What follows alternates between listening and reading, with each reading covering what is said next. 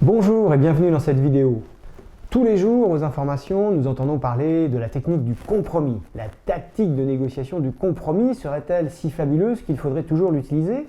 Pour vous, avec les organisations syndicales et patronales qui le veulent, j'attends du gouvernement d'Édouard Philippe qu'il trouve la voie d'un compromis rapide dans le respect des principes que je viens de rappeler. Ça part sûrement d'une bonne intention, mais est-ce que les conditions sont réunies pour le faire? Effectivement, on peut vous proposer de faire un compromis, mais si le sujet ne s'y adapte pas, s'il n'est pas extrêmement bien défini, la notion de compromis devient complexe.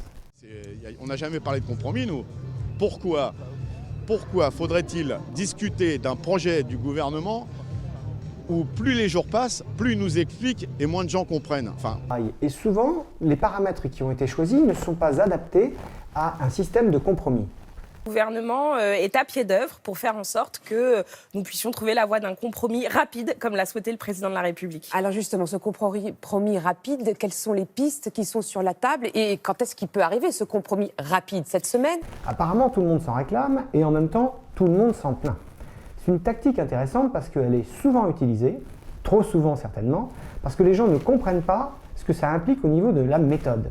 Nous avons fait part de notre ouverture pour améliorer les solutions proposées par le gouvernement dans une logique de compromis avec les partenaires sociaux. Il y a des conditions qui permettent d'utiliser la tactique du compromis de façon efficace et puis des conditions où vous êtes pratiquement certain de vous planter.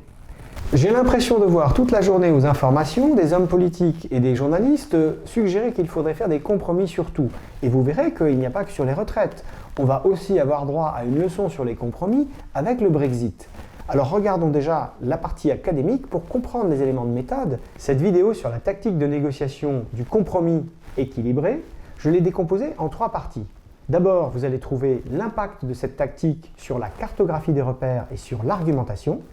Ensuite, dans la deuxième partie, vous allez trouver les antidotes pour vous protéger quand les personnes veulent utiliser cette tactique du compromis, paraît-il équilibré, alors que vous trouvez que ce n'est pas du tout équilibré et finalement pas possible d'utiliser ce process dans la négociation où vous êtes.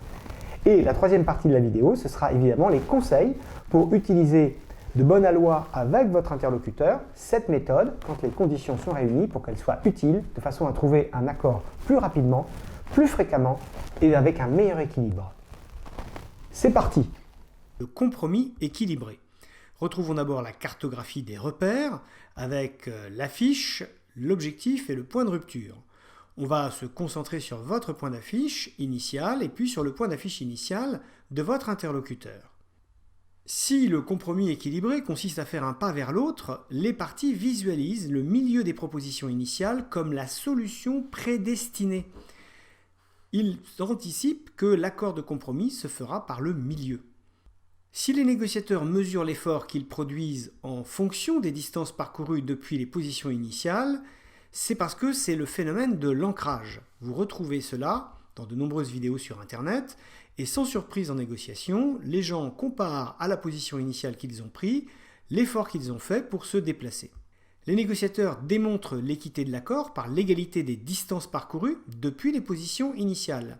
C'est une comparaison. Les négociateurs s'assurent que les déplacements sont égaux de part et d'autre. Alors, si l'accord de compromis est fixé par la distance moyenne et identique depuis les offres initiales, comment les négociateurs tirent-ils profit de cette méthode apparemment équilibrée?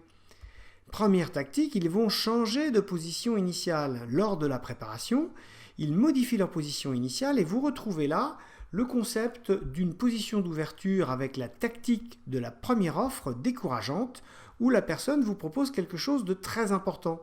Mais elle le fait parce que mathématiquement, elle va déplacer l'accord de compromis en sa faveur. À l'expérience, les négociateurs étant habitués avec cette tactique, ils font des contre-offres également décourageantes et finalement on se retrouve avec une situation où les offres initiales sont plus éloignées que ce qu'elles étaient avant qu'on commence à jouer la tactique du compromis équilibré. La deuxième attitude des négociateurs, c'est généralement de prétendre avoir une différence d'effort pour faire des concessions de même ampleur.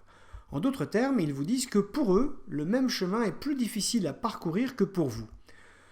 Nous rentrons à ce moment-là dans l'univers de la rhétorique et de l'argumentation, où les gens se déplacent moins, sous prétexte que ça leur a demandé un effort important. Comme d'habitude, vos interlocuteurs n'étant pas naïfs, ils vont aussi sur-argumenter pour expliquer combien ça leur est également difficile de faire le même déplacement. Et comme un malheur n'arrive jamais seul, vous avez souvent la combinaison des offres initiales qui sont éloignées avec la tentative d'argumentation sur la souffrance épouvantable que l'on endure à faire une concession, qui devient elle-même réciproque, et on arrive à cette situation où pire sont les choses d'avoir essayé d'utiliser la tactique. En effet, avant de l'avoir utilisée, vous aviez une cartographie des repères à peu près raisonnable, et sous prétexte de rechercher un accord de compromis passant par le milieu des positions initiales, les gens ont tendance à les écarter et à durcir les raisons pour lesquelles ils accepteraient de bouger. C'est intéressant parce que même quand les gens sont de bonne foi et vous proposent la tactique de négociation du compromis équilibré, ils ne se rendent pas toujours compte que cette méthode aboutit à ce que les personnes s'éloignent, prennent des positionnements, des postures, des offres initiales assez éloignées, de façon à artificiellement créer des espaces de négociation. Maintenant que vous êtes alerté sur les inconvénients de cette tactique de négociation, qui éloigne plus souvent les parties qu'elle ne les rapproche, quels sont les antidotes que vous pouvez mettre en œuvre quand les personnes vous proposent cette méthode? Avec un sujet inadapté, généralement un thème qualitatif, le paramètre de négociation ne peut pas faire l'objet d'un compromis. On ne va pas pouvoir se mettre d'accord si l'un veut une couleur et l'autre une autre couleur. Tout le monde sera déçu si on en prend une troisième. Donc il faut faire attention. Par exemple, dans la vie privée, les gens ont l'habitude, si vous devez aller au cinéma ou si vous devez aller dîner au restaurant, vous ne pourrez pas faire les deux en même temps. Au lieu de chercher un compromis, il faut à ce moment-là chercher un arbitrage. Et l'arbitrage est une méthode de négociation importante qui est trop souvent oubliée et les gens se jettent sur la volonté d'inventer des compromis sur des sujets qui n'existent pas. Deuxième situation, si les distances des positions initiales ou des positions telles qu'elles sont pendant la discussion sont trop éloignées, n'allez pas essayer de les résoudre avec une moyenne arithmétique. Si elles sont éloignées, il y a une raison et vous ne pourrez pas la contourner par une moyenne arithmétique. Troisième situation, s'il faut un effort important pour que les parties acceptent de bouger, le fait que l'une et l'autre fassent le même effort ne sera pas suffisant pour motiver les parties.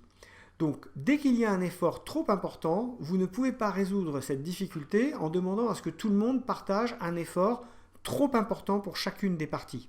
À chaque fois, elle va sombrer dans l'argumentation et expliquer que c'est à vous de bouger et pas à elle, et vous n'y arriverez pas. Heureusement, la tactique de négociation du compromis équilibré peut parfois être mise en œuvre, mais vous devez la visualiser dans des conditions qui lui sont favorables.